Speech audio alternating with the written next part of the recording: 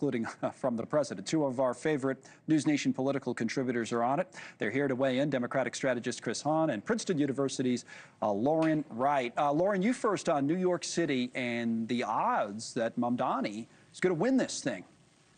Very good. I think it's bad for the city, but I absolutely think he's going to win. And if you consider Sliwa or Cuomo to be a lot of those mix of people who aren't on board with socialism but might vote for a normal Democrat, you know, they could have consolidated this. They could have figured it out within the Democratic Party, but Mamdani deserves it. He's going to win it, and that's my best guess. I'm curious to see what Chris says. What do you think, Chris? Your old buddy on the radio is a sparring partner, Curtis Sliwa. He was in here a few weeks ago. He looks like he's going to stay in and take the 12.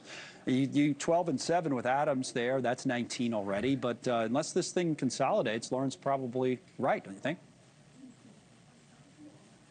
Well, I mean, it could consolidate or it could further divide, right? If somehow the two Democrats take away some of that 44% Mamdani has, and believe me, I have seen nothing to suggest that they will. Frankly, their campaigns have been pathetic. But I think that unless they do that, if they take some of that money, those votes away, Curtis does have an avenue.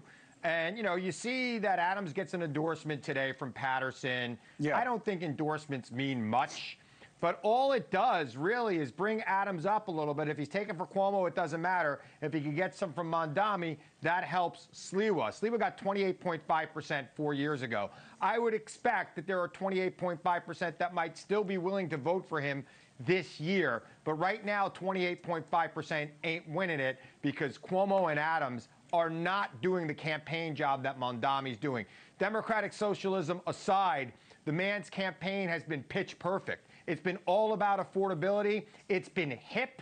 It's attracted people to it. He's got a movement thing going on. His social media has been on point. And these other two guys in the Democratic Party, they just look like old men whose time has passed them by. And that's sad because I think Cuomo would have been an excellent mayor. But I don't think it's going to happen with the campaign he's running right now. Well, to Chris's point, David Patterson is the former governor of the state, took over after Spitzer, when he was lieutenant governor after Spitzer got the old heave-ho years ago. And he did endorse Adams today, Lauren. I have it from the Hill, the quote from Patterson, as you knew, I want to endorse Eric Adams. I wanted to back at the beginning of 2024 when that mayoral campaign for 2025 started to pick up. But then after his indictments and the other issues that happened in those next few months, I endorsed the former governor, Andrew Cuomo, because next to Adams, he would have been my second choice. And now he's going to be for Adams. I think, you know, that if you just think numbers, Lauren, right, that does,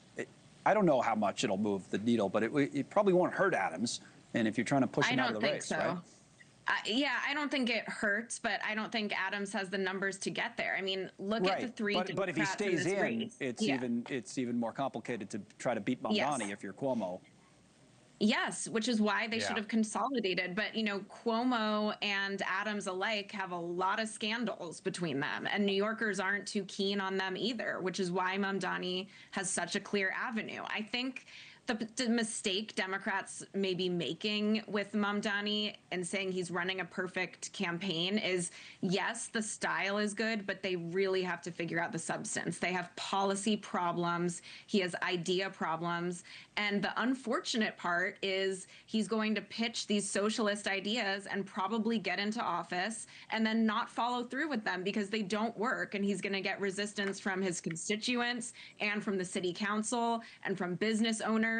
And people might say, look, he just turned out to be a normal guy. But the ideas are absolutely insane and they need to be checked, but they won't this time. And also from the state government, the way things work here in New York and Albany, it'll be difficult, to your point, for him to get some of these things through. But I think Lauren's right, Chris. It doesn't stop the campaign, and it might be something that you know, hurts other Democrats. Well, let's play that clip we had earlier from President Trump. I mean, you know what he's been saying about the guy, and this is what he said today. He was over at the Kennedy Center talking about Mamdani. We have a communist running for the mayor of New York, and I wish him well. I may have to deal with him. I mean, it's not even conceivable. It's not even conceivable that that could happen, and maybe he won't win, but he won the primaries by quite a bit. You know, and I believe Trump's telling the truth there, Chris. He does wish him well, because if he gets in there, Trump would have a guy, you know, he could go after on TV every day of the week. Republicans love a bogeyman, right? I mean, the Nancy Pelosi thing doesn't work anymore because she's not the Speaker of the House. Nobody really dislikes AOC the way the Republicans think they do, and she doesn't have a lot of power.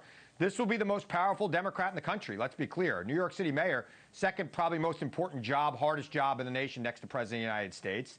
And look, I hear what Lauren's saying about his ideas. Look, popularity tends to help you get things done. And right now, this guy is going to come in on a wave of popularity unless something changes. There is nothing, in my opinion, that is making anything change here. Consolidation is not going to happen. Adams has no path. But you want some of these things to get done, Chris, and even I think as a Democrat? Cuomo's path is.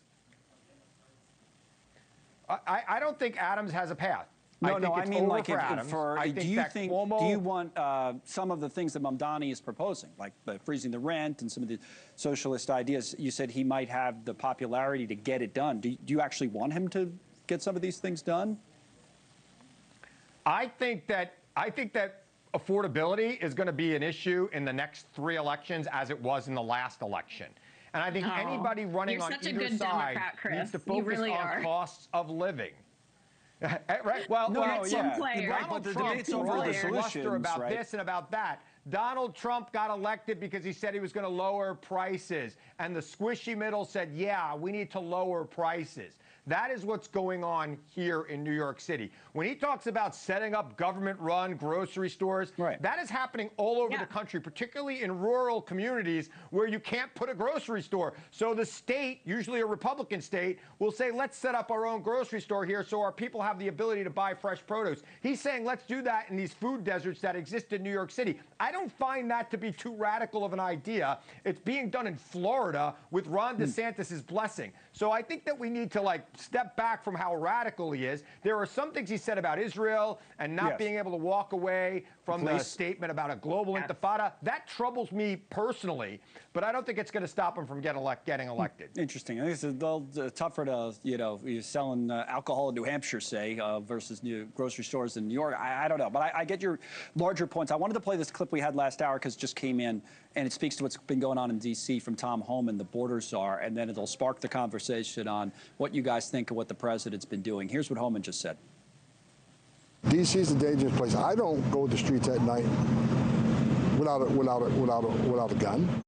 All right, Lauren, you first on this. I don't go around without a gun, says Tom Homan in D.C. What do you make of this issue? There's been a lot of back and forth about all the stats say this, the reality is that, and now the president obviously is taking action and threatening to do so in other cities. Yeah, and I'm a stats person, and I do understand that the statistics paint a different picture, but you can't tell people it's a safe city, it's on the upswing, when you have these egregious, atrocious crimes taking place on a regular basis, and violent crimes. And yes, people are nervous walking around, and so it's just the classic issue where Democrats are trying to say, it's not that bad. Look at the math, look at the stats, look at the trends. And that just really pisses people off. I don't know another way to say it. They get angry because they don't feel safe. There's polling that shows they do not feel safe. And if you walk around D.C., you don't feel safe. It's a big question mark. Do you think it does raise some political risk for Democrats, and to Lauren's points on how they handle this, Chris? Look, you can't say that everything's hunky-dory in D.C., but I'm not trained in law enforcement, and I'm probably a foot shorter than Holman, and I'll walk around the city of D.C. without a gun. I, in fact, walked around the city without a gun with Lauren when she was 7 months pregnant. I think nothing happened. Yeah, because I had you. But I will say, I was happy because I was with you. Well, I don't know, Lauren. You might want to rethink that. I say this. I will say this. One last point on this, Connell. Here's the thing.